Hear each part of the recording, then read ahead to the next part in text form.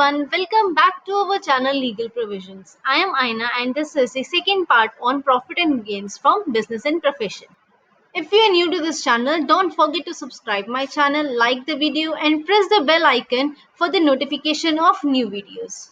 Now before starting this part, that is regarding the calculation of income from business and profession, we will just recall what we have done in our first part of profit and gains from business and profession. Okay, in first part we have done the meaning of business, meaning of profession, where it is being defined. Okay, what is the difference between business, profession and vocation. Okay, then we have also covered section 28, the charging section of income from business and profession. What section 28 says, what type of income are included under income from business and profession. Okay, what type of income is being added for calculation of income from business and profession. Okay, then also we have covered the treatment of income from speculative business and also the treatment of loss which occurred under the speculative business. Now next step is to know how to calculate income from business and profession, how to calculate the profit and gains from business and profession. It is specifically given under section 29 of Income Tax Act, which clearly states that it is calculated in accordance with the provisions of section 30 to section 43D of Income Tax Act. That means section 30 से लेकर section 43D of Income Tax Act के according जो भी हमारी provisions कहती हैं उस according हम अपनी income from business and profession calculate करेंगे. But usually, if we consider the books of accounts of our business or company, we see the profit and losses are calculated in the trading and profit and loss account. Now, what this trading and profit and loss account is? We put the expenses and income on either side and calculate the net income or net loss accordingly. Now, on the debit side, we put the expenses, and in the trading account, direct expenses are entered. And on the credit side, we will enter the direct income. If we talk about trading account, the first box is of trading account, in which we will put the direct expenses and direct incomes on either side. Debit side, direct expenses, and on credit sides, direct income. According to which we will get the gross profit or gross loss, which will be carried forward or carried down to the profit and loss account. And again, in profit and loss account, on debit side, indirect expenses will be entered. And on the credit side, indirect incomes will be entered, and further we can get the net income or net loss of our business or company. Now through this we get the net profit and net losses as per the books of account as the accountant calculates it. Okay, but in income tax there's certain different criteria. Okay, in income tax, according to income tax rules, not all the indirect expenses or all the indirect incomes is included in it. Now, all those expenses or income which is to be included or not to be included is given under those provisions, that is section 30 to section 43D. Now, let us consider the format first, in which we will consider first the profit or losses which is being calculated as per our profit and loss account. Okay, we will take that amount, then we will deduct those expenses, those amount of expenses which is allowed as per the income tax rules but has not debited, has not been charged in the profit and loss account. Okay, then we will add back the amount, the expenses which are not allowed as per the income tax rules but has been debited in the profit and loss account. Now next one is for credit side. If those incomes which are not allowed as per the income tax rules but has been credited to the profit and loss account, we will deduct those incomes. Okay, then we will add those incomes which are allowed as per income tax rules but has not been credited to the profit and loss account. Then we will get the net profits, actual profits as per for the business and profession. Okay. Now, before studying all these points in detail, we need to consider one important concept, that is the meaning of capital nature of expenditure and revenue nature of expenditure. The difference between these is important. What is capital expenditure? When we purchase long-term assets, here long-term assets means the life of which is more than 1 year. When we purchase those assets, we invest money. This is known as capital expenditure. And this type of expenditure is mainly one-time large investments, large purchasements of the large purchases of the fixed assets that will be used for further revenue generation, which will last for the longer period, not only for the 1 year. Okay, and it also represents significant investment of capital that a company makes to maintain or more often to expand its business and generate additional profits. For example, you purchase a building for the extension of your business. This is the capital nature of expenditure. And if you buy any plant and machinery for your business, it is also a long term investment, it is also a capital expenditure. And on the other hand, if we talk about revenue expenditure, these are short term expenditure, which are used in the current period. That is, they are utilized within the period of 1 year. Okay, and it includes the expenses required to meet the ongoing operational cost of the running of a business. Let us take an example. The part of machinery that breaks down. Now, for the repair of that machinery, you make some expenditure. That expenditure is a revenue expenditure. That expenditure is a short-term expenditure. That expenditure is for your ongoing operational cost of the running of business. Okay, so that is why it is said that it includes the ordinary repair and maintenance costs that are necessary to keep an asset in working order. Now, for example, maintenance of roads for the smooth going on of your business. Now, you make the advertisements of your products. These are the examples of revenue expenditure. Now we have understood the concept what is capital expenditure and what is revenue expenditure. Now how we will determine that which type of expenditure falls under which category? For that we have three types of determining factors. We will consider those factors to determine whether such expenditure will fall under either the capital expenditure or the revenue expenditure. First is nature of business. Capital nature and revenue nature totally depends upon the nature of business. What type of business that person is carrying out, that assessee is carrying out. Suppose, for example, on one side we have a shop which sells the sewing machines. Okay, and on the other hand we have a boutique. Now, for a retail shop, that sewing machine is the stock in trade, and they will buy those sewing machines, and it will be the revenue expenditure for that business. But on the other hand, for a boutique, that sewing machine is a capital investment. That expenditure will be capital expenditure. For a shop, it's a short-term investment, but for a boutique, it's a long-term investment. Now, second point is the recurring nature of expenditure. Recurring means again and again. That taking the same example, now the shop will buy those machines again and again, make this investment again and again. This is a recurring type of expenditure. For example, repairing those machines, it's a recurring type of expenditure. So it is a revenue expenditure for a shop. But on the other hand, for a boutique, it is not a recurring nature. It is not a recurring nature of expenditure because that boutique will buy once or twice these sewing machines and not again and again. Then the third point is purpose of expenses, purpose of expenditure. Now, if we talk about the purpose, whether the expenditure is for smooth going on of a business or for the addition of business or for the some addition of profits for the business, if for the smooth going of our business, for example, maintenance of roads, maintenance of machineries, it is for the smooth going on of a business. This is a revenue expenditure. On the other hand, if we talk about capital expenditure, buying additional building, buying another building for the extension of our business, here the purpose is we want to extend our business. This is our capital nature of expenditure.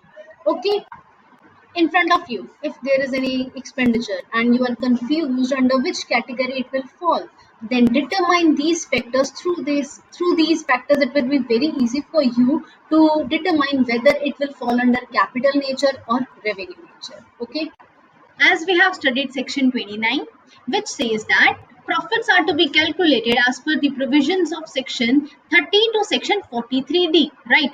And we have also considered the format that how to calculate profits as per the income tax rules. So now let's form a table and divide the sections accordingly so that it can be easily to memorize. Okay, first is admissible deductions. That means that are allowed deductions, that is mentioned under section 30 to section 37. Second is deductions which are not allowed. That is given under section 40. Third is deductions which are not allowed in certain situations, certain circumstances. That is given under section 48. And fourth is the income which are allowed as per the income tax rules. That means profits that are chargeable to tax. That is given under section 41, and rest are the other provisions. Let's study these in detail. This might take 2 or 3 more videos for it. Okay, I'll be discussing in brief firstly, then I'll be discussing it in detail. Not all the points I'll be able to cover in this video. Okay, now first is admissible deduction. Section 30 to section 37. Okay, section 30, rent, rate, taxes, repairs and insurance premium for building. Now, for which building? That is used for the business. Only for business, then only such expenses will be allowed as deduction. Note one point, only those expenditure will be allowed as deduction if such expenditure is linked to the business or profession. Okay, not your personal nature expenditure will be allowed as deduction. Okay, then section 31, it talks about the repair and insurance of plant and furniture. Any expenditure regarding a repair and insurance for your plant and furniture, it is allowed as deduction under section 31. Then section 32, it talks about the depreciation. Now, what is depreciation? Depreciation is the reduction of value, reduction in value, which is due to the normal wear and tear of the asset due to ongoing usage of such assets. Okay, for example, we buy a car. Okay, we use it for 1 year, then sell it out. No, on sale we get such value which is not equal to the value which we have paid on the purchase of such car. Okay, there is a difference between. Now such difference is due to depreciation. Due to its normal wear and tear, the value of such car reduces. Okay, now with time and use, the value and age of the asset decreases, and this is known as depreciation, and this depreciation is allowed as deduction under section 32 of Income Tax Act. Next is section 35. It talks about the expenditure on scientific research. In layman language, we say scientific research might be a research to know the ways in which we can perform our business in more effective, much effective manner, much better way, right? But in according to the income tax under section 43 subsection 4 clause 1, it defines scientific research. It means it is any activity for the extension of the knowledge of natural or applied science, including agricultural, fisheries, or animal husbandry. Okay, any such expenditure regarding our scientific research or any facility, any expenditure on the facility to provide such scientific research is allowed as deduction under section 35. Okay, next is section 35 AD. Very important section. The long list of specified business I'll be mentioning, I will be explaining it in detail in the next video, that it provides for the investment link tax incentives as a deduction for specified business. Okay, and then next is section 35D. It talks about the amortization of the preliminary expenses. Now, what is preliminary expenses? We set up our business. Okay, before setting up this business, we do some expenditure, we do some expenses for the setting up of such business, right? What about that expenditure? How we will write off that expenditure? Section 35D talks about the amortization of such expenditure. Amortization means writing off such expenditure. Okay. Now we will write off, we will amortize such expenditure over 5 years. That means 1/5 part of such expenditure will be allowed as deduction in that specific previous year. Okay. Now, who will be eligible for this deduction? What type of preliminary expenses are allowed as deduction? I'll be explaining it in detail further. Okay. Next is section 35 DDA. It talks about amortization of expenditure under voluntary retirement scheme. Now, businesses, the employer give some payment to the employee who applies for a voluntary retirement scheme. Okay, now such payment, what about this expenditure? This is also expenditure for the employer, right? So this expenditure is also allowed as deduction, but over the period of 5 years. Again, 1/5 part of such expenditure is allowed as deduction under Section 35 BDA. Okay, the next is other deductions. It talks about the specific deductions which will be which I'll be discussing in detail, and the rest which are not covered in all these sections, that is section 30 to section 36, that will be allowed as deduction under section 37, that is residuary expenses. First, section 30, that is rent, rates, taxes, insurance of building. Okay, first essential point is building is to be occupied by the assessee and building is to be used solely for the business purpose. If assessee is a tenant, rent paid by the assessee will be allowed as a deduction. That is why I have said that building to be occupied by the assessee, not owned, whether as a tenant or as a owner. Okay, if owned by the assessee, then municipal taxes paid by the assessee, any insurance premium paid by the assessee regarding the building. Okay, any repairs done to the building by the assessee is allowed as a deduction under section 30. But capital nature of expenditure. Any expenditure which falls under the capital nature will not be allowed as deduction under section 30. Okay, only revenue nature of expenditure will be allowed as deduction. That is why I have covered this concept before. That difference between capital nature of expenditure and revenue nature of expenditure. Okay, if such building is partly used for the business or partly used for any other purpose, then proportionate expenses will be allowed as deduction. That's it. Next is section 31, that is repair and insurance of machinery, plant and furniture. Any expenses regarding repairs, any expense regarding insurance premium will be allowed as deduction, but asset is to be used by the assessee for his own business. But replacement, reconstruction does not cover under the part of repairs. Okay, if you replace the machinery, you reconstruct the machinery, it does not fall under this category. That will amount to some capital nature of expenditure. Okay, then again, current expenses in capital nature are not allowed. Okay, big question in your mind that under section 30 for building we have covered rent also, taxes also, but for plant machinery and furniture we are already only covering the repairs and insurance. Why so? Don't worry. Now, section 37, as I have told, the residuary expenses section, that will cover all those expenses which are not covered under these sections. That will fall under section 37. Okay. These two sections were very easy, but next section, that is section 32, depreciation. That is the very important topic. And now we are going to start with depreciation, that is given under section 32. Now let's see what type of assets are included under this on which depreciation is allowed. First is tangible asset and second is intangible assets. Now what is tangible asset and intangible asset? Tangible assets are those which can be touched, and on the other hand intangible assets cannot be touched.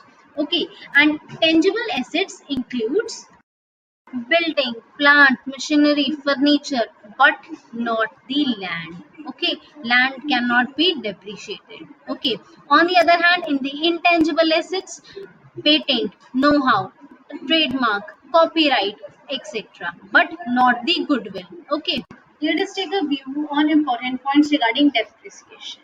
In accounts, depreciation is charged against profit under profit and loss account, but in income tax, it is an allowance which is granted against the profits.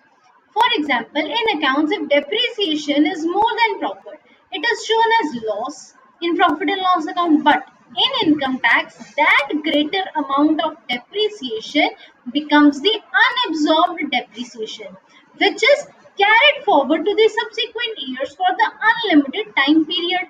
Thus, it is an allowance against profit and not the charge against profit. Okay.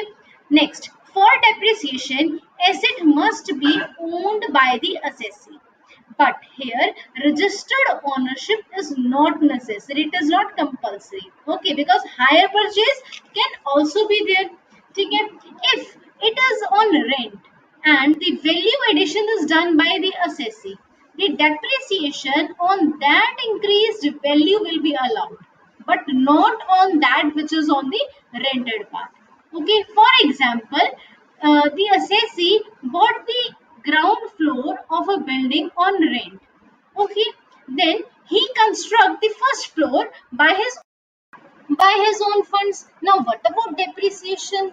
As I told, depreciation will be allowed on the value addition done by the assessee. So, now depreciation will be allowed on the first floor constructed by the assessee and not on the ground floor. Done? And an obvious point is asset is to be used for business purpose only. And further, in case the asset is purchased in the same previous year, then the depreciation is charged from the day it is put to use. Okay, and here put to use can be either active use or passive use. Now, how passive use? Passive here means it remains idle. It can be either in the case of strike or lockout. Clear? In case we purchase the asset in the previous year, we charge depreciation against profit as per the months or as per the days the asset is put to use. Okay, but in income tax, it is a totally different concept. In income tax, either 100% of depreciation is allowed or 50% of depreciation is allowed. It is on the basis of 180 days usage. If asset is put to use more than 180 days, then 100% of depreciation is allowed. But in case the asset is put to use for less than 180 days, then 50% of depreciation is allowed. Okay, clear? Then next. In case of accounts, the depreciation was charged on the basis of individual asset. For example, in profit and loss account, we used to enter depreciation on machinery number 1, depreciation on machinery number 2. We used to calculate depreciation on separate assets separately. Okay, but in income tax, this is not the concept. In income tax, the depreciation is allowed on the block of assets. Now, what is this block of assets? Section 2 subsection 11 of Income Tax Act defines block of asset. It means the group of assets which falls under the same category, same class of assets. Okay, and in respect of which same percentage of depreciation is prescribed. I'll show you how. If we see the category of block of assets, then in case of tangible assets, there are four categories of tangible assets. And fifth category is the intangible assets itself. Okay. In first category, there are buildings. Second, furniture and fixtures. Third, plant and machinery. Fourth, ships. Okay. Now, for example, there are four buildings. For building 1, 10% depreciation is prescribed. It is, suppose we are taking an example. Okay. For second, 10% of depreciation is prescribed, and for third building, 20% of depreciation is prescribed. For fourth building, 40% depreciation is prescribed. Now here, as per the definition of block of assets, we read that it is the group of asset falling in the same category or same class of asset. Okay, now in the example, we have seen that we are talking about the buildings. We are not going to mix it with the other categories. Okay. Further in the definition, it is given that there must be same percent of depreciation prescribed. Now, as our example given, in building number 2 and building number 1, both the percentage of depreciation is same, that is 10%. Thus, within the same category, having same percentage of depreciation, it forms our block of asset, block number 1. Now block number 2, building number 3 having the depreciation of percentage 20%, right? There is no other similar percentage given under the same category, no other, that is why it will form the block number 2. Now building number 4 forms the block number 3. Done? Clear? Last but not the least, there are mainly two methods to calculate the depreciation. First is written down value method, second is straight line method. Except power generating units, for all other cases, written down value method is adopted in the income tax. Okay, and in case of power generating units, there is an option for you whether you want to opt for straight line method or written down value method. Okay, clear? Any doubt up to this point? Do mention your queries in the comment section. What are your viewpoints regarding this video? Do mention in the comment box. Okay, now let's discuss the rates of depreciation which are prescribed. For buildings, in the case of residential purpose, 5% depreciation is prescribed. If the building is used for manufacturing or business, 10% of depreciation is prescribed. And in case of temporary erection, for example, for the purpose of shooting, there are temporary arrangements. Okay, if the building is used for that, then 40% of depreciation is prescribed. If we talk about a residential purpose, this doesn't mean that it allows the depreciation for the building which you are using for your residential purpose. Okay, this means that if you create some restroom for the workers of the factory, staff quarters, for that purpose, residential purpose, 5% depreciation is allowed for that building, for that part of building. Okay, now next is furniture. There is a direct 10% depreciation for the furniture and fixtures. For ships, direct 20% depreciation is allowed, and for intangible assets, 25% of depreciation is allowed. No doubt should be there. In case of plant and machinery, whatever asset is left, we will be covering all those assets within the plant and machinery. Okay, now for cars and taxis, 30% of depreciation is prescribed. Aeroplanes, aero engines, 40%. Molds that are used for the rubber factory, for that 30% of depreciation is prescribed. Okay, in case of life saving medical equipments, 40% of depreciation is prescribed. Then in case of computers, pollution control equipments, energy saving devices and books, 40% of depreciation is allowed. Okay, and the general rate of depreciation is 15%. Okay, now all the categories of assets we have done, the rates of depreciation we have done. Clear? Now how to calculate this depreciation, how this written down value method works, we will be considering the format in this video, and we will be ending this video by this only and continuing the further in the next video. Don't think by this we have completed our topic of depreciation. Okay, now considering the format to calculate the depreciation. First, we will take up the value of opening written down value method. Done. Then we will add up the amount, add up the actual cost of asset which has been acquired in the previous year, and it is defined under section 43. Okay. Then we will deduct the amount receivable, which is on the account of any asset sold or discarded or destroyed. Okay. By this, we will get the written down value of block of assets for calculation of the current depreciation. Further, we will calculate as per the percentage prescribed the depreciation of the block of asset. Then we will get the actual written down value after depreciation. Thank you for your valuable attention. Hope you like the video. Do mention your views in the comment section. If you face any query, comment section is open for you. And don't forget to subscribe this channel and like this video. Thank you so much.